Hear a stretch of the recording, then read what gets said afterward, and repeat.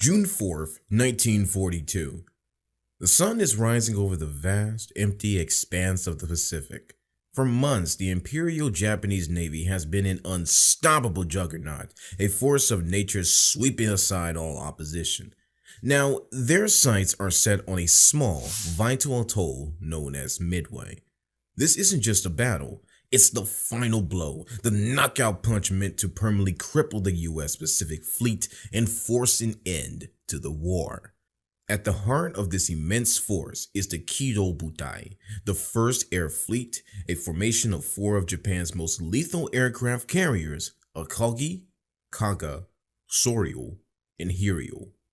The same ones that delivered the devastating surprise attack on Pearl Harbor. On their decks are Tu-72 aircraft, the cream of the crop, Mitsubishi A6M0 fighters, Nakajima B-5N Kate torpedo bombers, and Aichi D-3A Val dive bombers. Their pilots are the most experienced, battle-hardened naval aviators in the world, forged in the skies over China and the relentless campaigns across the Pacific. Surrounding them is a force of over 100 warships, including the monstrous battleship Yamato, a floating fortress with 18-inch guns that could hurl shells the size of Volkswagens over 25 miles. The numbers are staggering, the confidence absolute. They are masters of the sea and sky, and they are here to finish the job. But in the vastness of the Pacific, a ghost is about to emerge. A temporal paradox has placed a single F-22 Raptor, a fifth-generation stealth fighter jet from the year 2005, directly into the heart of the Battle of Midway. There is no modern base for it to land on, no aerial tanker to refuel it, no maintenance crew. It has a finite amount of fuel and ammunition. Its pilot is alone, facing 4 warships and hundreds of aircraft from an entirely different century. First, let's understand the two forces. On one side, we have the Imperial Japanese Navy's Kido Butai. Their strategic doctrine is defined by massed air power and overwhelming force. They believe in the power of the first strike to shatter their enemy's will and capability. Their greatest weakness is their technology. They are blind beyond visual range, relying on slow-moving reconnaissance aircraft and radio intercepts. They fight a brutal close-quarters war. On the other side, we have the F-22 Raptor. It is a one-man air force. Its strategic doctrine is built on first look, first shot, first kill. It does not dogfight, it hunts. Its greatest strength is its stealth. It has a radar cross-section the size of a marble. To a 1942 radar, it is a phantom, a glitch in the system. Its greatest weakness is its logistics. It is a machine that requires a high-tech ecosystem to function. Without it, it is a bullet with a limited number of shots. The clock starts 4:30. The first wave of 108 Japanese planes launches from the carriers. Their target, Midway's airbase. As the mass formation climbs to altitude and sets its course, the F-22's AN/APG-77 AESA radar, a system so advanced it could track a baseball from 100 miles away, instantly detects them. The Japanese planes are 100 miles out, flying in a predictable formation. They have no idea that they are being watched. The Raptor's pilot's finger depresses a trigger. The aircraft is designed for this moment right here. From its internal weapons bay, an AIM-120 AMRAAM missile is released. Then another, and another. The missiles accelerate to Mach 4, their active radar seekers locking onto their targets.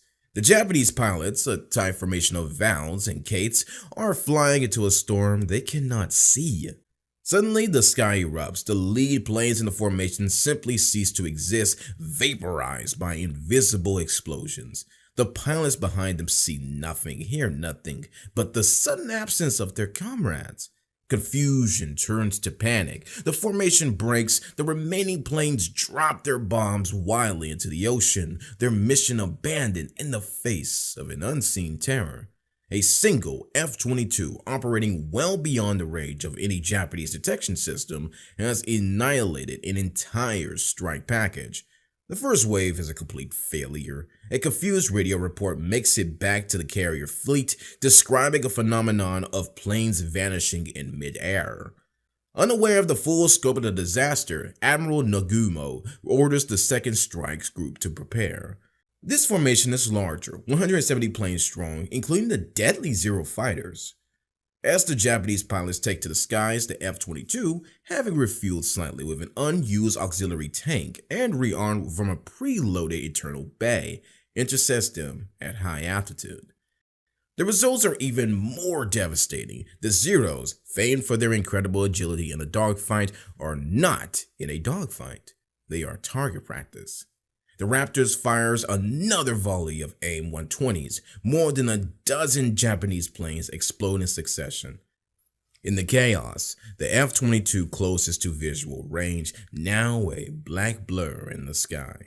The Japanese pilots see a flash, then another. The 20mm M61 Vulcan cannon opens up, a stream of 6,000 rounds per minute tearing through the formation. The F-22's thrust vectoring nozzles allow it to turn on a dime, making it untouchable. The AIM-9 Sidewinder missiles, guided by the infrared heat of the Japanese engines, finish off any stragglers. The second wave is completely destroyed. Hundreds of Japan's most experienced pilots and their planes are gone in minutes. The Kido Butai is now blind and toothless. Its most precious asset, its trained air crews, has been wiped out. Now comes the counterstrike. The F-22 in this hypothetical scenario is configured for an air-to-ground strike. With its air-to-air threat neutralized, its next move is to eliminate the carriers. The Raptor is loaded with 2 1,000-pound Jadam joint direct attack munition bombs. These are smart bombs guided by GPS and internal navigation systems with a CEP, circular area probable, of a few feet. They are designed to hit a specific point, not a general area. The pilot descends to attack altitude. The AN/APG-77 radar paints a detailed picture of the 4 Japanese carriers. The Akagi and Koga, side by side, are the first targets. The bombs are released. To the Japanese lookouts, it is a single, impossibly fast jet passing overhead, a blur of movement. Then on the flight decks of the Akagi and Koga, 2 impossibly accurate explosions tear through the lightly armored decks, detonating deep within the ships. The bombs don't just hit, they penetrate, ripping through internal structures and fuel storage. In seconds, the Akagi becomes a roaring inferno, its flight deck littered with burning, fully fueled aircraft. The Koga follows, its vital systems destroyed. They are dead in the water, already sinking. The Raptor circles back. Soryu and Hiryu are next. The pilot performs a second perfectly executed bombing run. Again, the bombs find their mark. The Soryu's fuel lines and munitions magazines detonate in a cataclysmic blast.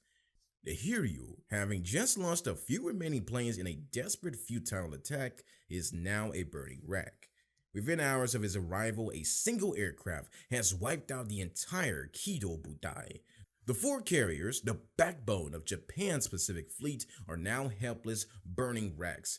Hundreds of Japan's best pilots and thousands of their sailors are gone. The colossal battleship Yamato, a symbol of a bygone era of naval warfare, stands by, its massive guns useless against an enemy it cannot even see. The F-22, its mission complete, now faces the limitations of its temporal existence. With its missiles and bombs spent and its fuel gauge running low, it must return to its point of origin. It has no base to land on, no support to repair it. It is a lone wolf and angel of death that appeared from nowhere and vanished just as quickly. The Battle of Midway, a pivotal clash that would have raged for days and cost thousands of lives, is over. The U.S. Pacific Fleet suffers no losses. The Japanese fleet is shattered in a single day. The tide of the water in the Pacific has not just turned, it has been ripped from its moorings. The survivors of the Kido Butai will tell stories of a ghost, a black apparition that moved faster than sound and killed with weapons that left no trace. They will call it the Ghost of Midway. In the history books of this new timeline, the battle will not be remembered for the sacrifice and courage of men, but for the silent, overwhelming power of a machine from the future. The war for the Pacific, which would have taken years, ends here.